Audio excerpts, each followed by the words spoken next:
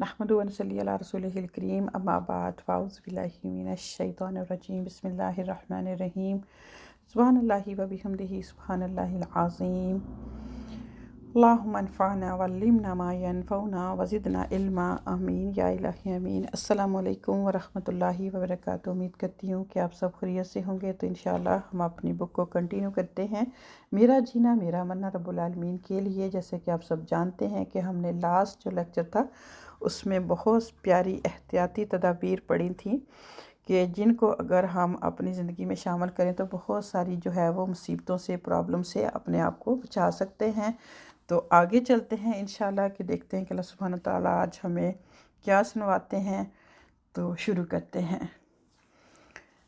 नबी पाक सल्लल्लाहु अलैहि वसल्लम ने फरमाया, इन्नल्लाह लम युनज़िला दाअन इल्ला अंज़ला लहू शिफ़ाअ फ़तदाऊ।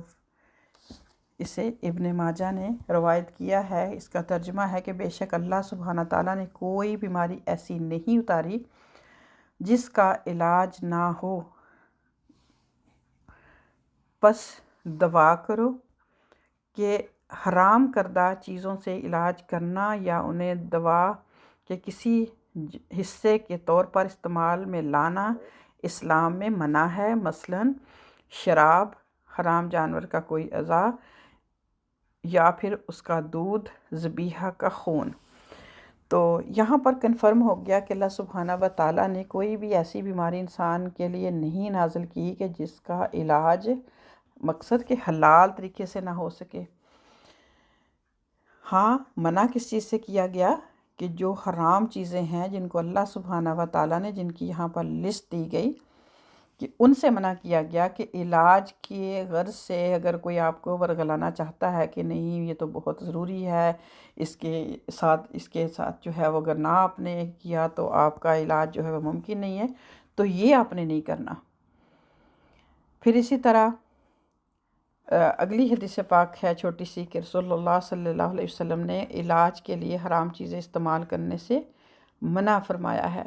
मज़ीद वही बात की गई कि अगर एक हुक्म अल्लाह सुब्हाना ताला के नबी पाक सल्लल्लाहु अलैहि वसल्लम देते हैं तो फिर हमारी क्या गुंजाइश रह जाती है कि हम फिर भी बार बार स्कॉलर से, इल्म वालों से बार बार इस चीज़ों को डिस्कस। कितने की गुंजाइश है? अक्सर होता है ना कि अगर इस बात को बताया जाता है तो कहते हैं कितने की गुंजाइश है, कि कैसे हालात हों, कैसे करें, कितना का कर सकते हैं, कितना का हो सकता है, ये कर सकते हैं, ये नहीं तो नहीं भी। जब कह दिया गया कि जितनी भी हराम चीज़ें हैं सबको पता है, अगर ज़बीहा का हलाल तरीके से अगर ज़बीहा किया गया है, फिर जब ज़बीहा का खून है या अगर नाउज़ुबिल्लाह अस्तग़फिरुल्लाह अगर कोई कह कि खंजीर का दूध जो है वो अगर किसी चीज़ में मिला हुआ है या उसका कोई भी और पार्ट जो मिला हुआ है या उसकी फिर उसका फ़ैट मिला हुआ है या फिर जो शराब है उसको अगर हराम किया गया है इस दुनिया में, तो फिर आपको इसके बारे में कोई क्वेश्चन रहता नहीं है। तो इसी बात का यहाँ पर ज़िक्र किया गया। तो जब इंसान ज़मीन पर पैदा हुआ तो उसे ज़िंदगी गुजारने का तरीका सलीका सिखाने के लिए अम्बिया और रसूल नबी पाक सल्लल्लाहु अलैहि वसल्लम भेजे गए। उन ही हस्तियों ने अल्लाह की तरफ से अता करदा इल्म हिकमत से पहले बीमारियों का इलाज बताए। दाऊद अद्वियात के बानी थे, यानी कि दाऊद अलैहिस्सलाम जो थे वो अद्वियात के बानी थे। जहाँ जहाँ चलते दरख्त, पौधे, पत्थर वगैरह अपना नाम और फ़ायद बताते, यानी कि उनको अल्लाह सुब्हाना ताला ने ये रिवॉर्ड दिया था कि जब वो वॉक करते थे तो जितने भी दरख्त थे, पौधे थे, पत्थर थे ना, तो अपना अपना जो भी उनमें बेनिफिट था वो बताते थे और वो क्या करते थे, लिख लिया करते थे। इल्म हिकमत में तिब समेत वो तमाम उलूम शामिल हैं जो इंसानियत की रूहानी और जिस्मानी खैर भलाई के लिए मुफीद हैं। तो इसी तरह अल्लाह सुब्हाना व ताला इरशाद फरमाते हैं कि मैं युतल हिकमत फ़क़द ऊतिया खैरन कसीरा, सूरा बकरा आया नंबर 269। जो हिकमत दिया गया उसे लोगों की भलाई का बहुत बड़ा ज़रिया अता कर दिया गया। यही वो ज़रिया लुकमान रहमतुल्लाह को भी अता किया गया। اللہ سبحانہ تعالیٰ فرماتے ہیں وَلَقَدْ آتَيْنَا لُقْمَانَ الْحِكْمَةَ أَنِ اشْكُرْ لِلَّهِ، ہم نے جب لقمان رحمہ اللہ کو حکمت کا علم عطا کیا تو اس کے لیے شکر واجب ہو گیا۔ اسی حکمت کے پیش نظر طب کی دنیا میں حکیم لقمان کو بطور مثال پیش کرنا فخر کی بات اور علامت بن گیا۔ ہم دیکھتے ہیں کہ اکثر مثال دی جاتی ہے، اکثر ذکر ہوتا ہے، تو یہ ریوارڈ جو تھا ان کو اللہ سبحانہ و تعالیٰ کی طرف سے ملا تھا۔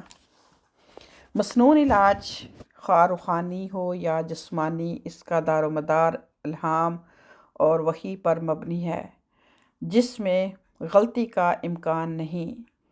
اس لیے اللہ کے حکم سے جب دوائی کے اثرات بیماری کی نوعیت اور ماہیت سے مطابقت رکھیں تو اس وقت شفا ہو جاتی ہے۔